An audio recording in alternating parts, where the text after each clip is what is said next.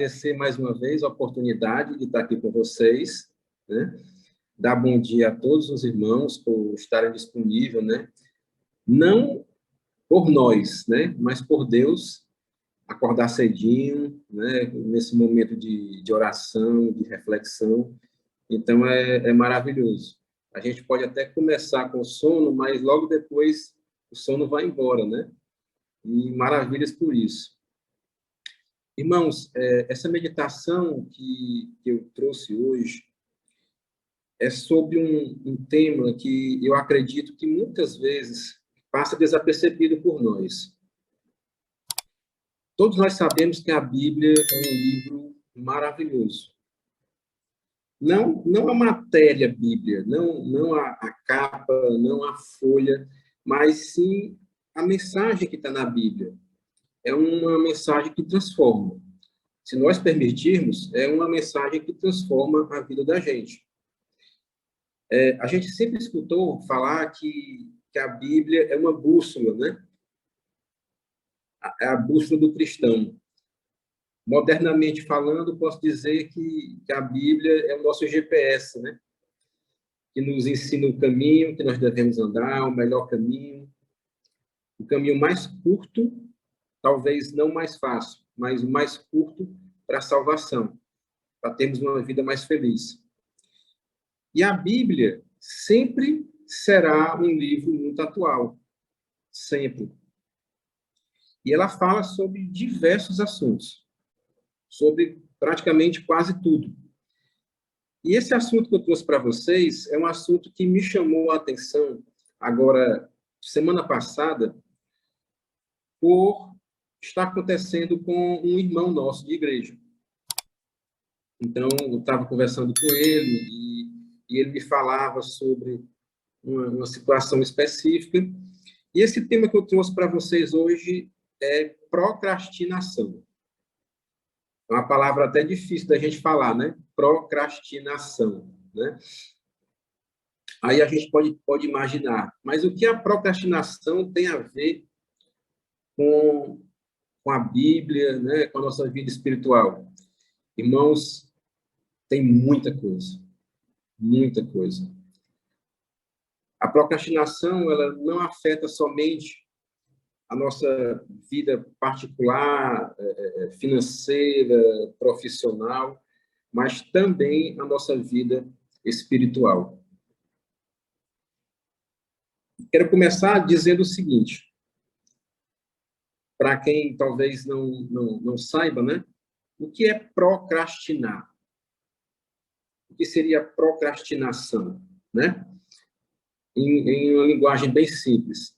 É você deixar de fazer algo hoje, que você poderia fazer hoje, e você adia isso.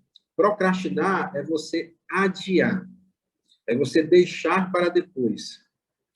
E muitas vezes nós deixamos para depois algo que é muito importante para nós e colocamos no lugar coisas sem importância. Algumas situações podem fazer com que o procrastinador seja confundido com o preguiçoso. Mas tem uma diferença entre quem procrastina e o preguiçoso. O preguiçoso, geralmente, ele faz o seguinte, ele substitui o procrastinador, ele substitui algo que é importante, que é relevante para a vida dele, por algo menos importante. Enquanto o preguiçoso, ele deixa de fazer algo para simplesmente não fazer nada. Ficar numa boa, ficar ocioso. Então, o procrastinador tem essa diferença em relação ao preguiçoso. O procrastinador, ele substitui algo importante por algo de menos importância. Enquanto o preguiçoso substitui algo importante por nada. Então, essa é uma diferença entre eles dois. E eu cheguei a uma conclusão, que a procrastinação é uma grande maldição na vida de qualquer pessoa. E principalmente na vida do cristão. É uma grande maldição. Porque muitas vezes nós deixamos de fazer, no caso do cristão, a obra de Deus hoje para adiar uma decisão que a gente tem que tomar ou algo importante na obra e nós deixamos para depois e substituímos por algo de menos importância. Eu convido os irmãos a abrirem as suas Bíblias em 2 Tessalonicenses, capítulo 3, verso 11. Amém? Vamos lá.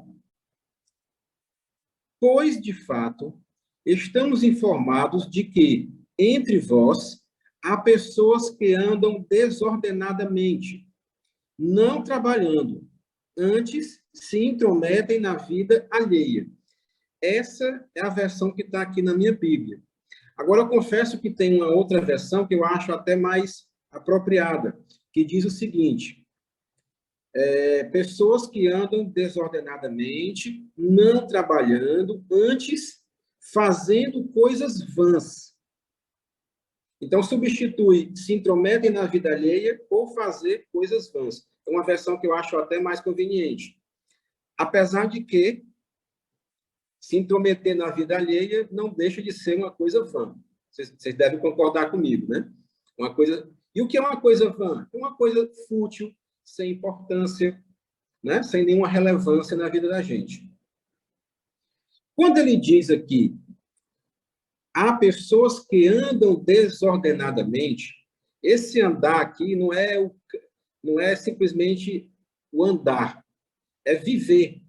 Né? São pessoas que vivem de forma desorganizada, de forma confusa, tá? Então, a gente conclui o quê? Que essas pessoas andam de forma desorganizada, de forma confusa, fazendo coisas sem importância. E assim caminham durante toda a sua vida, ou boa parte dela, de forma confusa. E o que estaria por trás dessa procrastinação? É uma questão psicológica, é uma causa psicológica, tá certo? E várias coisas estariam por trás disso. A baixa autoestima, né? A insegurança, não deixa de ter a questão da ansiedade, a questão da depressão, que faz com que as pessoas se sintam menos capazes.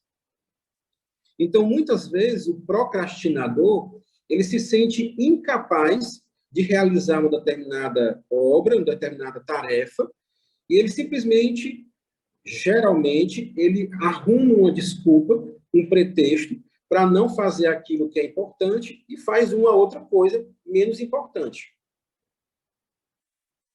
Isso por conta de uma insegurança dele, de ele não acreditar nele mesmo, dele não ter aquela fé em Deus também, que para dar força a ele para superar aquele problema que ele tem.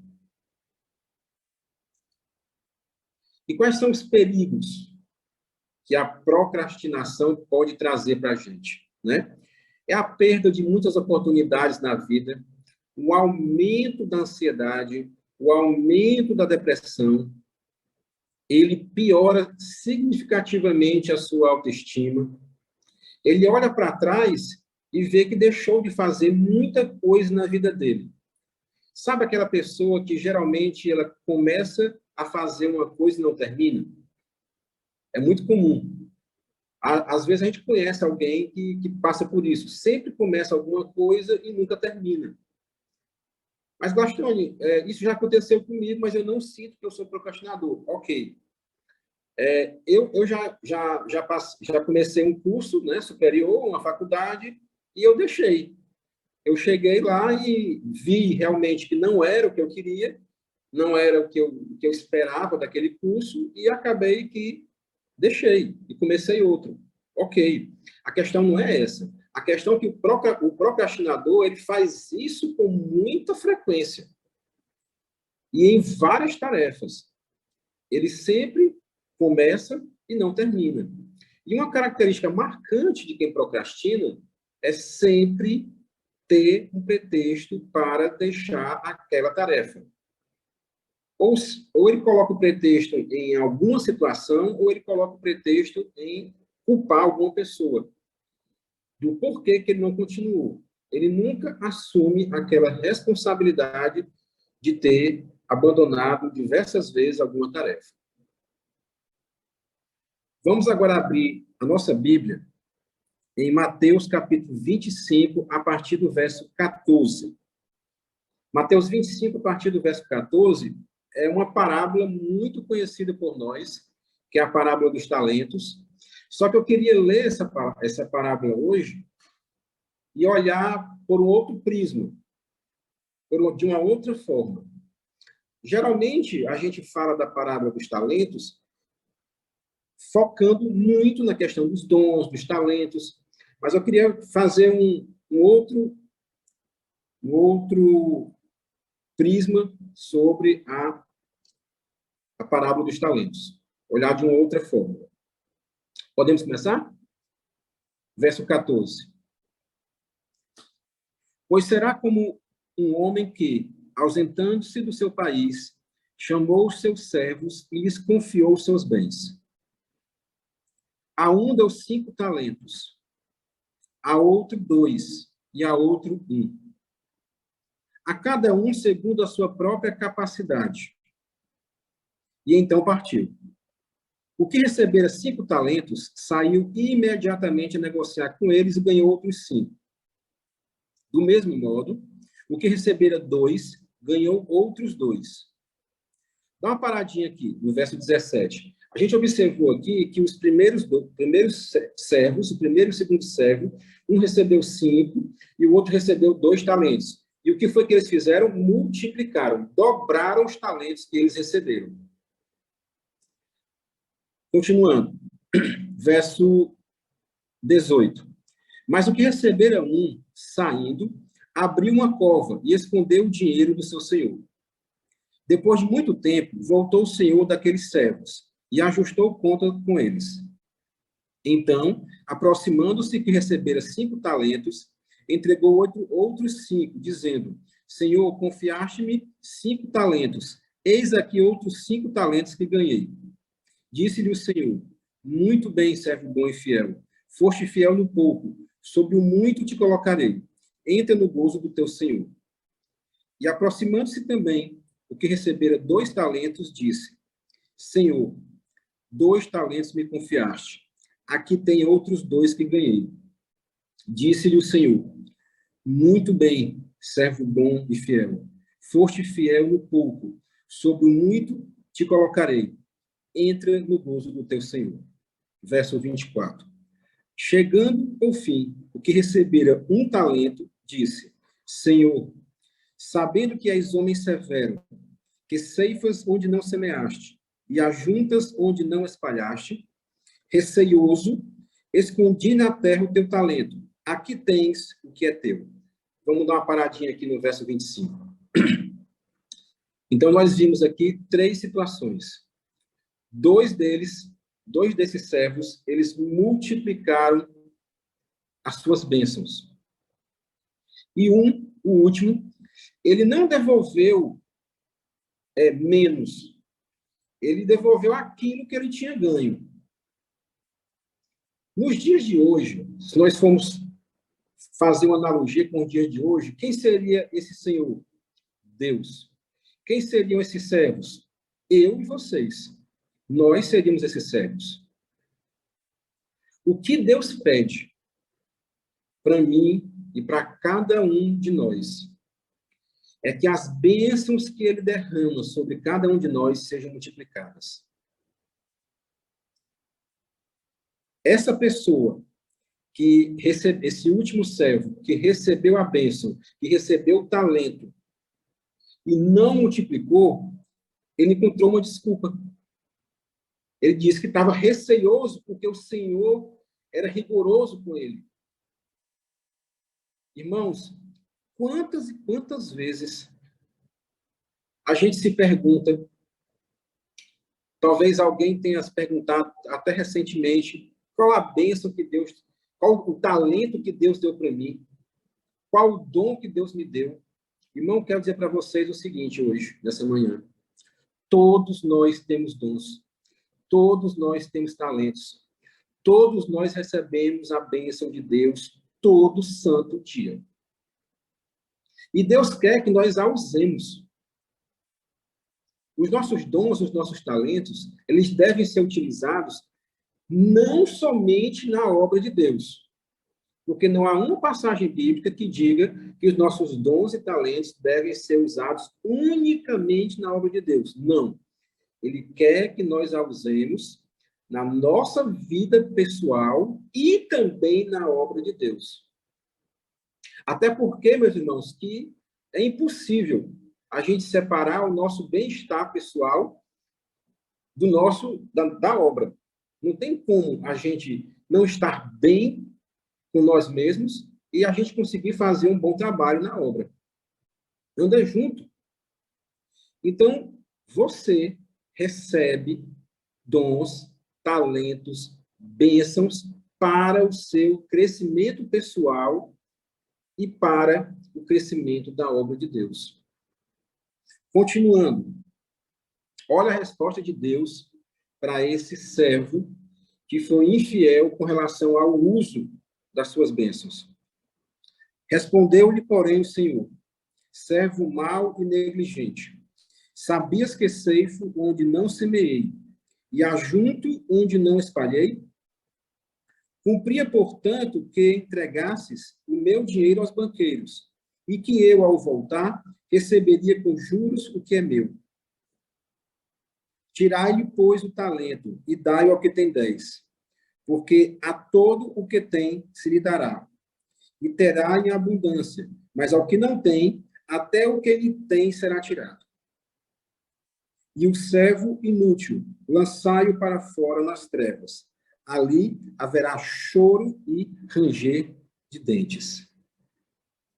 Então, meu irmão, Deus cobrará sim de mim e de cada um de nós toda a utilização das bênçãos que Deus dá para cada um de nós. Os nossos dons, os nossos talentos. Se Deus te dá, meu irmão, saúde, se Deus te dá inteligência, se Deus te dá expertise, se Deus te dá esperança, se Deus te dá fé, se Deus te dá força, Ele quer que nós usemos todas essas bênçãos para o nosso crescimento pessoal e para o crescimento da obra dele. O procrastinador, ele simplesmente pega os seus talentos, pega o seu dom, coloca de lado e vai fazer coisas vãs, coisas fúteis. Acreditar em si mesmo não é nada de errado. O problema é, eu só acredito em mim. Aí está o erro. Mas Deus te dá confiança. Deus te dá autoconfiança. Agora, o que eu não posso é achar que essa confiança em mim, que é relativa, faz com que eu não seja dependente de Deus. Aí não. Porque a dependência de Deus sempre vai continuar. Então, a mensagem que eu queria trazer para vocês hoje era essa, de que você recebe muitas bênçãos de Deus, como saúde, força, inteligência, e Deus quer que você use e aplique todas essas bênçãos na sua vida e na vida e na obra de Deus. E trazendo para a questão espiritual da casa de Deus, a nossa obra espiritual, eu pergunto, até quando nós vamos procrastinar na nossa vida espiritual? Até quando coisas vãs, coisas de menos importância vão ter lugar, vão estar no lugar acima do que a gente deve, na obra de Deus, colocar como prioridade? Até quando coisas do mundo ficarão na frente das coisas celestiais?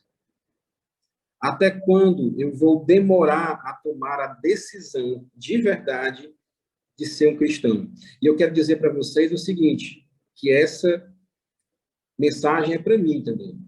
É para mim. Não adianta eu estar na igreja. Não adianta eu ir para a igreja. Não adianta eu fazer nada na igreja se eu não estou convertido ainda. Eu posso estar com os 2 pés na igreja, pregar na minha igreja e eu não estar convertido. Eu estou procrastinando na minha vida espiritual. Eu estou colocando coisas menos importantes à frente de Deus. Até quando a gente vai fazer isso? Amém. Oremos.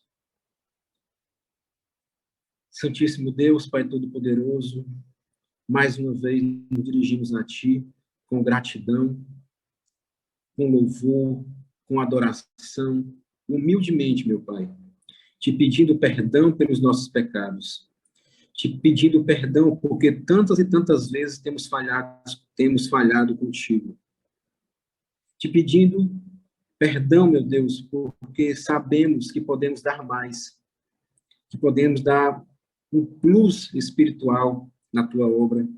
E muitas vezes colocamos outras coisas, meu Pai, terrenos de menos importância na frente. Obrigado, meu Deus, porque o Senhor não nos enxerga como nós nos enxergamos. Obrigado, meu Pai, porque o Senhor enxerga em nós não somente os nossos defeitos, mas sim a capacidade que nós temos de fazer a tua obra, de nos colocarmos nas tuas mãos para fazermos a tua obra e fazermos a diferença. O Senhor sabe a luta que nós travamos individualmente, meu Pai. O Senhor sabe aquilo que nos impede, muitas vezes, de fazer o melhor por Ti. Nós procrastinamos espiritualmente. Clamamos, meu Pai, que o Teu Santo Espírito possa atuar diretamente e poderosamente nas nossas vidas, nos fazendo transformar, meu Pai. Transformar a nossa vida de acordo com a Tua vontade e não com a nossa. Nós somos carne, nós somos pecado. E a tendência natural da nossa índole, meu Deus, é errar. Mas clamamos, meu Pai, que o Senhor não permita isso. Que o Senhor nos sustente, que o Senhor nos segure pela Tua mão. Quando nós tendermos para o erro, meu Pai, o Senhor segure forte na Tua mão, que a gente possa sentir a Tua mão tocando em nós e que a gente possa retroceder diante do pecado, diante do erro. Obrigado, meu Deus, pelas bênçãos que o Senhor tem derramado nas nossas vidas. Temos muito mais do que merecemos. Mas o Senhor espera que cada um de nós, mediante o Teu Santo Espírito, mediante o Teu poder, possamos fazer a diferença. Não no mundo de uma forma geral, mas naqueles que estão mais próximos de nós. Obrigado mais uma vez. Nos dê um dia hoje na Tua santa presença, sob a Tua proteção. Atende, meu Pai, a todos os pedidos que foram feitos aqui, segundo a Tua vontade, pois o Senhor sabe o que é melhor para cada um de nós. É nisso que nós te rogamos e desde já te agradecemos. Em nome do Pai, em nome do Filho e em nome do Espírito Santo. Amém.